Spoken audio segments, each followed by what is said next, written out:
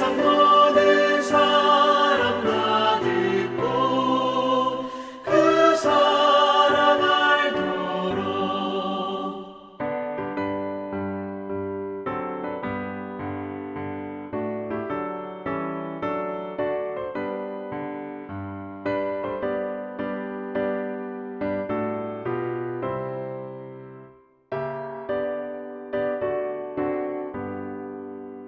온 세상 위하여 주 은혜 임하니 주 예수 이름 힘입어 이 복음 전하자.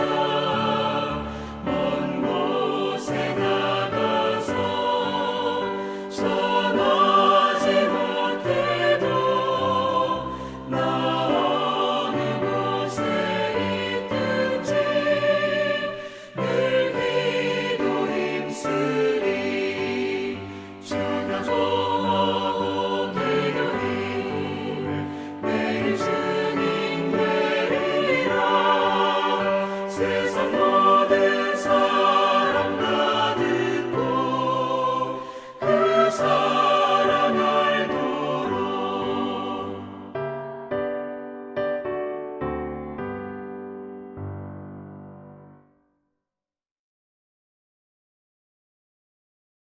사도신경으로 우리의 신앙을 고백하도록 하겠습니다.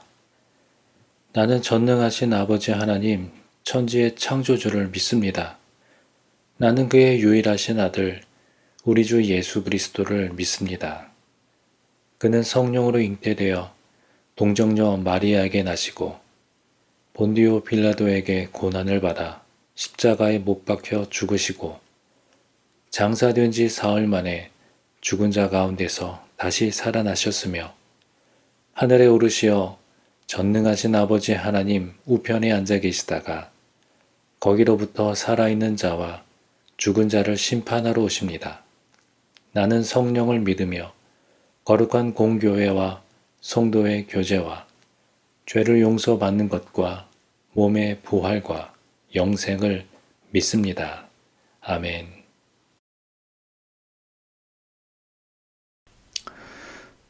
빌립보 성도들은 옥에 갇힌 바울의 그 소식을 걱정했지만 바울은 오히려 그 상황이 복음의 진보가 되었다고 고백합니다. 감옥 안에서도 바울은 기뻐했고 또 본인이 살아있음과 또 죽음 그 모든 사이에서 오직 그리스도가 존귀하게 되기를 원하는 것이 바로 바울의 진실된 마음이었습니다. 이렇게 바울에게 있어서 본인의 삶의 방향도 또 죽음 이후의 소망도 모두가 다 복음과 그리스도 중심이었는데요. 그러면 이 본문 말씀을 통해서 하나님은 어떤 분이실까? 또 우리에게 주시는 교훈의 말씀은 무엇인가? 또 함께 살펴보도록 하겠습니다. 그러면 먼저 오늘 본문 말씀 12절로 14절의 말씀을 보도록 하겠습니다. 형제들아, 내가 당한 일이 도리어 복음 전파의 진전이 된 줄을 너희가 알기를 원하노라. 이러므로 나의 매임이 그리스도 안에서 모든 시위대 안과 그 밖의 모든 사람에게 나타났으니 형제 중 다수가 나의 매임으로 말미암아 주 안에서 신뢰함으로 겁없이 하나님의 말씀을 더욱 담대히 전하게 되었느니라.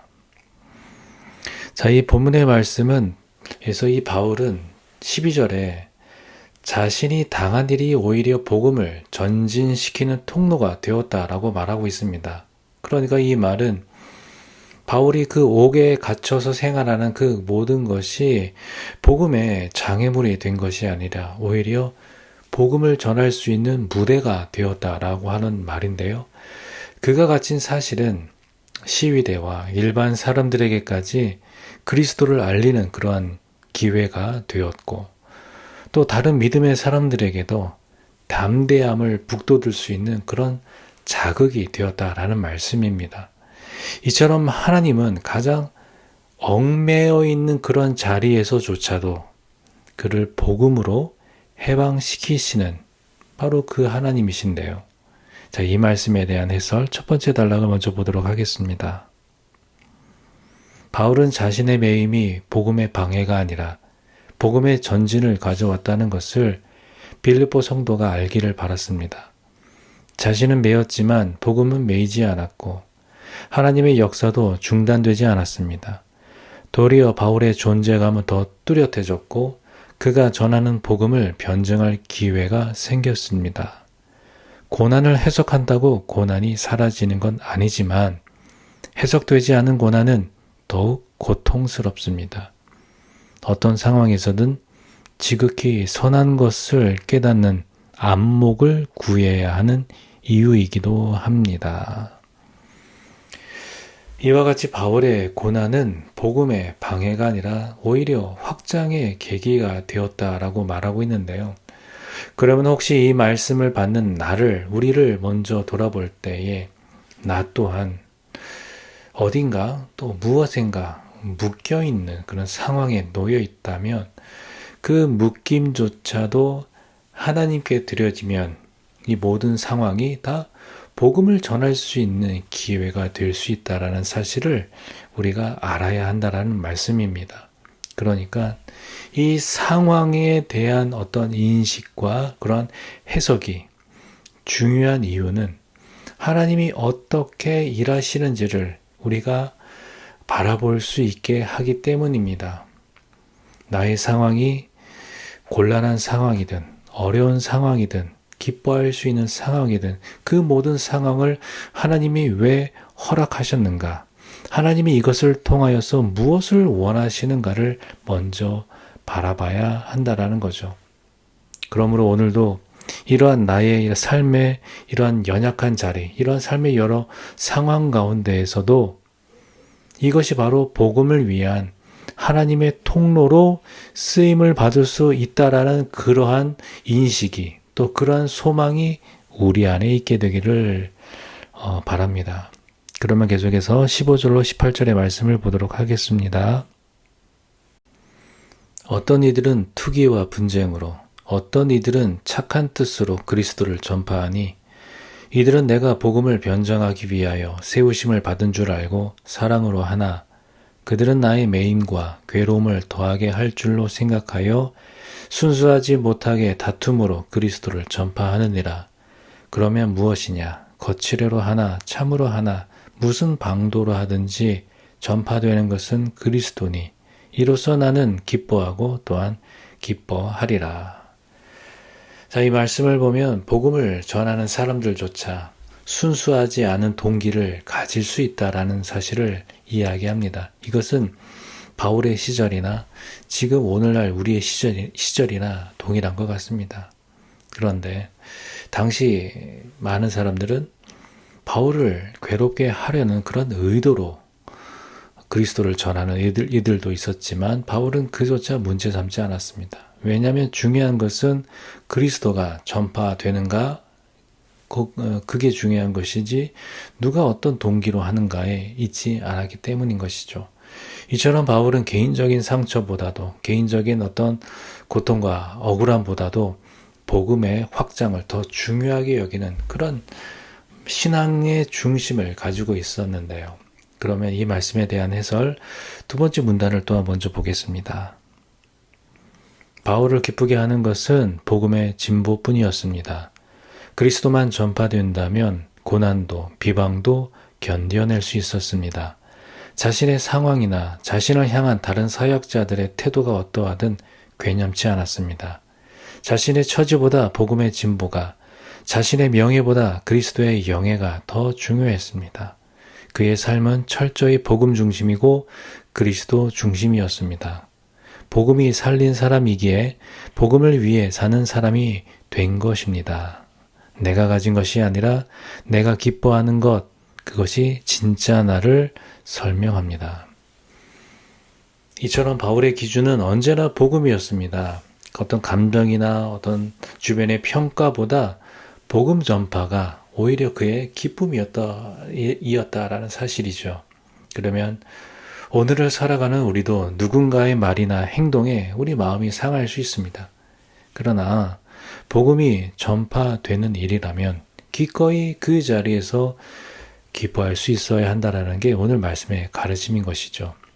말씀처럼 나 자신을 위한 삶이 아니라 복음을 위한 삶이 참된 자유와 기쁨을 준다라는 사실을 믿는다면 오늘 내가 무엇 때문에 기뻐하는가, 무엇이 나를 기뻐하게 하는가를 돌아봐야 할 것입니다. 그리고 말씀이 주시는 교훈처럼 복음이 바로 우리의 기쁨이 되기를 소망합니다. 그러면 계속해서 19절로 21절의 말씀을 보도록 하겠습니다. 이것이 너희의 간구와 예수 그리스도의 성령의 도우심으로 나를 구원에 이르게 할 줄 아는 거로 나의 간절한 기대와 소망을 따라 아무 일에든지 부끄러워하지 아니하고 지금도 전과 같이 온전히 담대하여 살든지 죽든지 내 몸에서 그리스도가 존귀하게 되게 하려 하나니 이는 내게 사는 것이 그리스도니 죽는 것도 유익함이라. 이렇게 바울은 현재의 고난이 성도들의 간구와 성령의 도우심으로 구원에 이르게 할 줄을 믿습니다. 그래서 무엇보다 지금 바울이 바라는 것은 살든지 죽든지 자신의 삶이 그리스도를 드러내는 통로가 되는 것이었습니다. 21절에 보면 사는 것이 그리스도라는 이러한 바울의 고백은 바울의 신학이자 또 바울의 인생 전체의 요약이다라고 볼 수 있는데 바울이 이처럼 고백할 수 있는 것은 죽음조차 두렵지 않다라고 할 수 있는 것은 바로 죽는 것이 그리스도와 함께 합니다 라고 한 것인데요. 그러면 이 말씀에 대한 해설 세 번째 문단을 보도록 하겠습니다. 바울은 이 세상에서 오래 살기보다 그리스도와 함께 하기를 소망합니다. 인생의 마지막 순간까지 그리스도를 향해 그리스도를 위해 그리스도처럼 살기를 바랍니다. 그에게 그리스도는 존재의 이유였고 삶의 목적이었으며 전부였습니다. 오직 그리스도를 기준으로 움직이고 해석되는 인생입니다. 이런 이의 사명을 누가 막을 수 있으며 누가 그의 기쁨을 빼앗을 수 있겠습니까? 이런 바울의 인생은 오직 그리스도를 중심으로 해석되고 존재한 삶이었습니다. 만약 누군가가 여러분에게 사는 것이 무엇입니까? 라는 질문을 한다면 여러분은 어떻게 대답하겠습니까? 속으로는 돈과 명예, 성공과 같은 그런 현실적인 것이 우리 속에서 맴돌고 있겠지만 그래도 우리 입술에서 나오는 그런 고백이 바울처럼 그리스도입니다 라고는 그런 대답이 그럼에도 주님입니다 라는 그러한 우리의 고백이 우리 안에서 나오게 되기를 원합니다. 그래서 흔들리지 않는 또 때로는 흔들리더라도 쓰러지지 않는 그런 복음의 기초 그리고 빼앗길 수 없는 그런 기쁨 위에 서 있는 삶 그리고 세상에서 얻을 수 없는 그 놀라운 사랑의 만족이 있는 복된 우리의 삶이 되기를 소망합니다. 그럼 계속해서 22절로 26절의 말씀을 함께 보도록 합니다. 그러나 만일 육신으로 사는 이것이 내 일의 열매일진데 무엇을 택해야 하는지 나는 알지 못하노라. 내가 그 둘 사이에 끼었으니 차라리 세상을 떠나서 그리스도와 함께 있는 것이 훨씬 더 좋은 일이라. 그렇게 하고 싶으나 내가 육신으로 있는 것이 너희를 위하여 더 유익하리라. 내가 살 것과 너희 믿음의 진보와 기쁨을 위하여 너희 무리와 함께 거할 이것을 확실히 아노니 내가 다시 너희와 같이 있으므로 그리스도 예수 안에서 너희 자랑이 나로 말미암아 풍성하게 하려 함이라. 바울은 자신의 바람과 공동체의 그런 유익 사이에서 갈등하는 그런 깊은 고민을 솔직하게 나눕니다. 그는 차라리 죽어서 그리스도와 함께 있기를 원했지만 근데 한편으로 돌아보면 또 빌립보 성도들이 눈에 밟힙니다. 그들의 믿음의 진보와 또 그들의 기쁨을 위해서 살아남아야 하기 때문에 바울은 그것을 택합니다.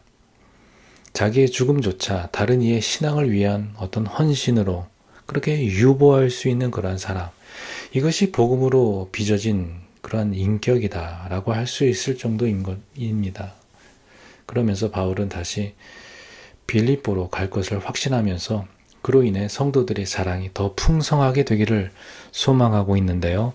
그럼 이 말씀에 대한 해설 네 번째 문단을 함께 보도록 하겠습니다. 바울은 하고 싶은 일과 해야 할 일 사이에서 고민합니다. 육신의 굴레를 벗고 주와 함께 하고 싶지만 성도의 믿음의 진보와 기쁨을 위해서는 사는 것이 더 유익하다고 생각했습니다. 주를 통해 다시 살아난 그는 단 한순간도 자기 유익을 앞세운 적이 없었습니다. 복음만 생각했고 그리스도만 생각했으며 교회만 생각했습니다. 복음과 그리스도와 교회, 그것이 그가 살아있는 이유이고 살아야 할 이유였습니다. 똑같은 복음을 받은 나는 무엇을 위해 살고 있습니까? 이와 같이 바울의 선택의 기준은 언제나 공동체의 유익이었습니다. 복음과 교회를 위한 헌신이 바로 바울의 삶의 전부였습니다. 그래서 말씀을 보면서 우리가 살아야 할 이유는 무엇인가 한번 생각해 보게 되는데요. 우리는 종종 바울처럼 내가 하고 싶은 것과 또 내가 해야 할 것, 또 나의 개인적인 바람과 또 공동체적인 그런 유익 사이에서 늘 고민하게 되죠. 근데 바울은 자기의 어떤 영적인 갈망을, 자기의 원하는 바람을 따르기보다는 누군가의 그런 믿음을 또 그런 기쁨을 세우는 그런 책임감을 선택한 것입니다. 그래서 우리도 때로는 쉬고 싶고 또 내려놓고 싶고 또 때로는 누군가를 위해서 계속 그 자리에서 버텨야 할 때가 있습니다. 또 혼자 조용히 신앙생활하고 싶지만 또 때로는 공동체를 위해서 책임감이 있는 자리를 섬겨야 할 때가 있는 것처럼 이 신앙은 나를 위한 길일 뿐만 아니라 또 다른 이의 유익을 위한 길이라는 것을 다시 한번 우리가 생각하면서 그리스도의 사람은 편한 길을 찾는 게 아니라 누군가의 필요를 채워주고 주님의 필요를 채워주는 그 길을 따라 걸어야 한다라는 사실을 기억하기를 바랍니다. 그래서 나의 만족과 나의 유익을 구하기보다는 누군가의 믿음과 그런 기쁨을 세우기 위해서 오늘도 그 믿음의 자리를 지켜 나아가는 그런 복된 우리의 삶이 되기를 소망합니다. 함께 기도하겠습니다. 하나님 아버지 감사합니다. 오늘도 말씀으로 이 하루를 시작합니다. 주신 말씀을 우리 마음속에 새기면서 내 안에 사는 것이 그리스도니 내가 사는 것도 죽는 것도 유익함이라 라고 고백한 이 사도 바울의 고백처럼 오늘도 복음을 위하여서 또 하나님의 나라를 위하여서 그렇게 믿음으로 살아갈 수 있는 그러나 복된 우리의 삶으로 인도하여 주시옵소서. 예수님의 이름으로 기도합나이다. 아멘.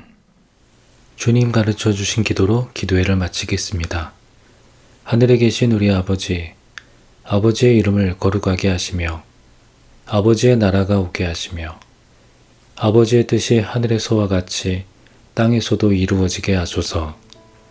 오늘 우리에게 일용할 양식을 주시고 우리가 우리에게 잘못한 사람을 용서하여 준 것 같이 우리 죄를 용서하여 주시고 우리를 시험에 빠지지 않게 하시고 악에서 구하소서. 나라와 권능과 영광이 영원히 아버지의 것입니다. 아멘.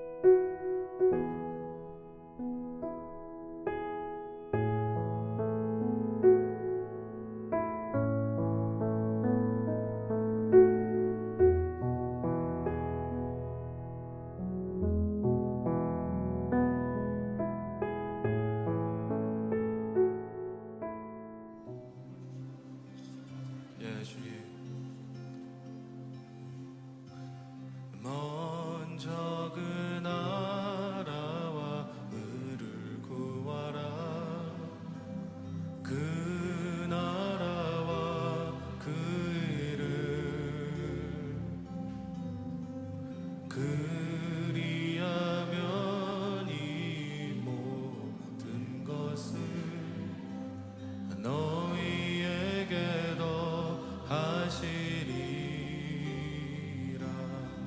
사람이 떡으로만 살 것 아니요 사람이 떡으로만 살 것 아니요 하나님 말씀으로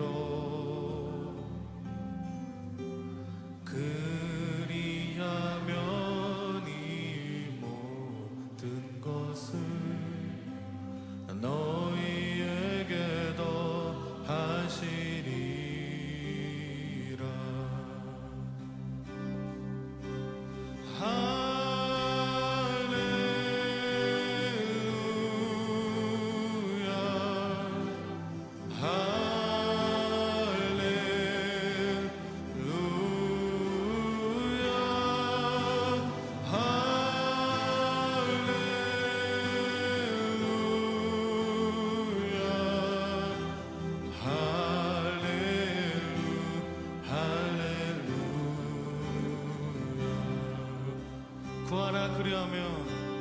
구하라 그리하면 주실 것이요 찾으라 찾을 것이요 아멘. 두드리라 문이 열릴 것이니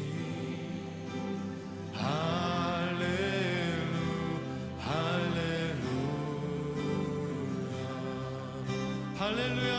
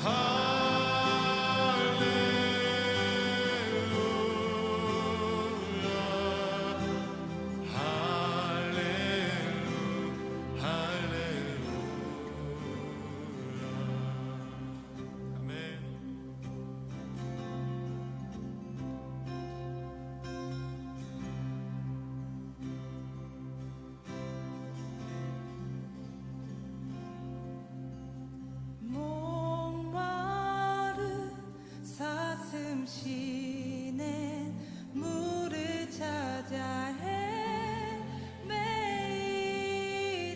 헤매이듯이 내 영혼 주를 찾기에 갈급하나이다. 목마른 사슴 목마른 사슴 시내 물을 찾아 헤매이듯이 내 영혼 주를 찾기에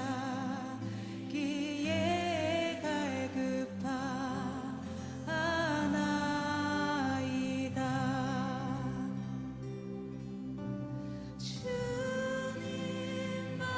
주님만이 나의 방패 나의 참 소망 나의 몸 정성 다 바쳐서 주님 경배합니다.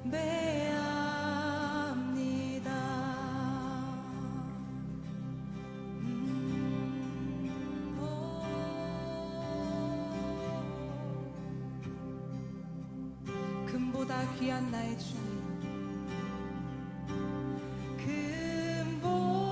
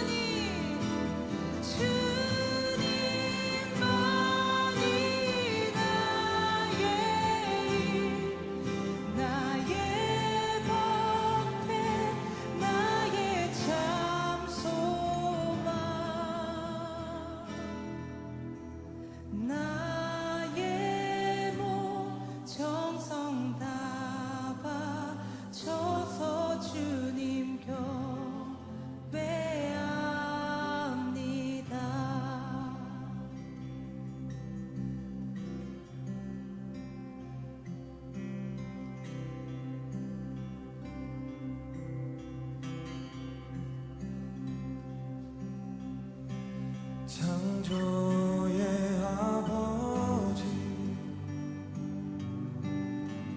그 섭리 보이사 택하신 세대 일으키어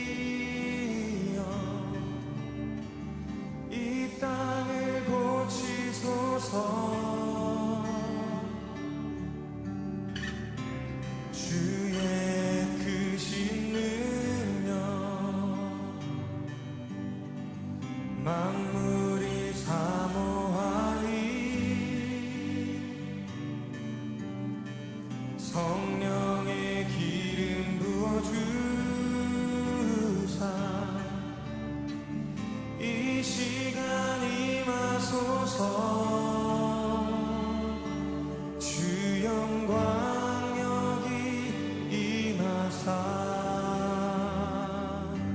열방 향해 그 빛 비추소서. 주의